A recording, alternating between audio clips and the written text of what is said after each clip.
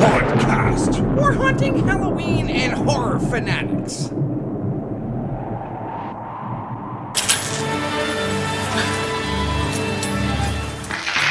Theater of the Mind.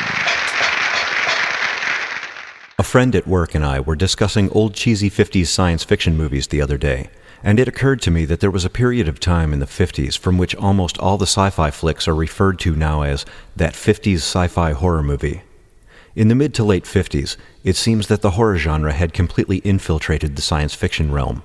Now, in addition to horror of the classic gothic variety, with its crumbling castles and ancient curses, there was horror from space, horror from the deep, and lots of horror from the lab.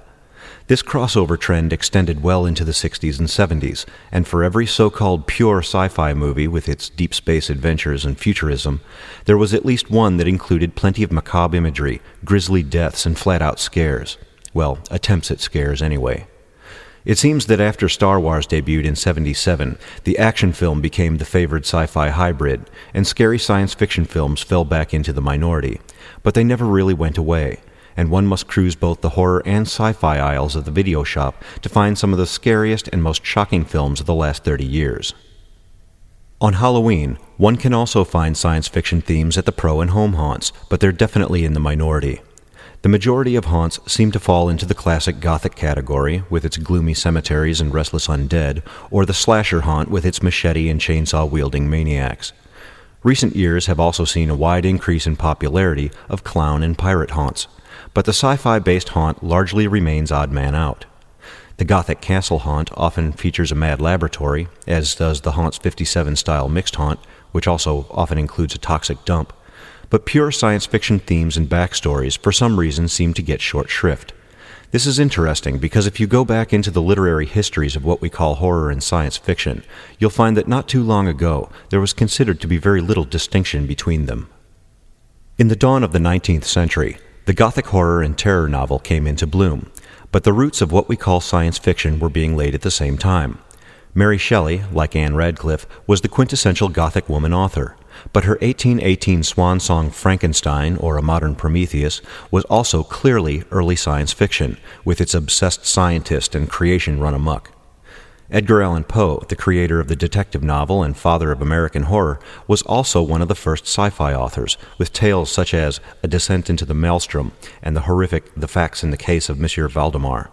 But the ultimate fusion of horror and science fiction was clearly wrought in the early 20th century by Howard Phillips Lovecraft. H.P. Lovecraft's tales of alternate dimensions, space travels, and monstrous interstellar creatures were undeniably sci-fi by modern definitions, but were infused with such foreboding, menace, and atrocity that to a one they are considered to be classics in the horror genre. To Lovecraft, the real truths behind the natural world we all see and accept are so awesome and terrible that to truly understand them would tear the sane mind apart, which is, of course, exactly what happened to most of the protagonists in his stories. By the first half of the 20th century, tales of horror and science fiction were generally held separate only by literary critics and other authors. To most readers and publishers, they were considered under the catch-all description of weird tales, stories about stuff that is not natural, whether it is in fact naturally occurring or not. In the late 40s, author Robert Heinlein coined the term speculative fiction to describe tales of alternate worlds or of realities that do not coincide with currently accepted thought.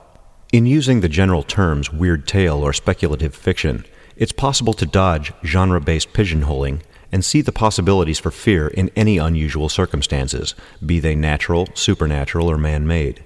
As haunters, it is our task to create little alternate, altered worlds for our guests to lose themselves in for a little while. Usually these worlds are found in graveyards, haunted mansions, or castles, but they don't have to be. I was on the build crew of a pro haunt a few years ago that was set on a secret military base that housed an equally secret research lab full of recovered alien corpses.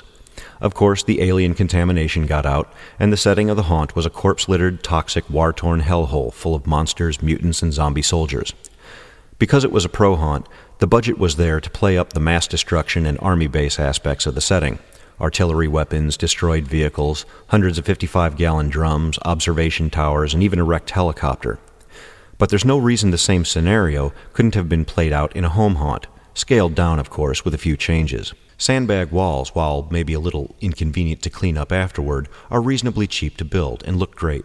Quonset huts can be made of PVC frames with tarps over them, and if you have a lot of fog, a small spotlight on an oscillating fan mounted overhead somewhere looks great, especially with that soundtrack of sirens blaring to set the atmosphere. Sci-fi-based home haunts usually fall into one of two categories: the alien containment failure and the toxic spill scenario. Both have ample opportunity for creative use of zombies, barrel pop-ups, and corpses aplenty. But the science fiction realm is rife with possibilities. Many people say that invasion or other alien scenarios aren't scary, but chances are the aliens they're picturing are the ubiquitous Roswell Greys with their little bodies and bulbous heads. Aliens are nothing but monsters from another place. They can look like anything, as horrific or as surreal as you want them to be. And what they do to their helpless earthling victims is entirely up to you. Think Invasion of the Body Snatchers, or John Carpenter's The Thing, or The Blob. Think of the worst thing that could happen to you. Then imagine an off-world organism that evolved specifically to do just that. And just think of all the hidden fears people have of the advances of genetic engineering. The monstrous horrors that can be spawned in a genetics research facility are limitless. In an animal testing lab, animal cages could be equipped with simple air rams to bash the cage doors. With a little creative placement of light and shadow, you wouldn't even have to show an animal.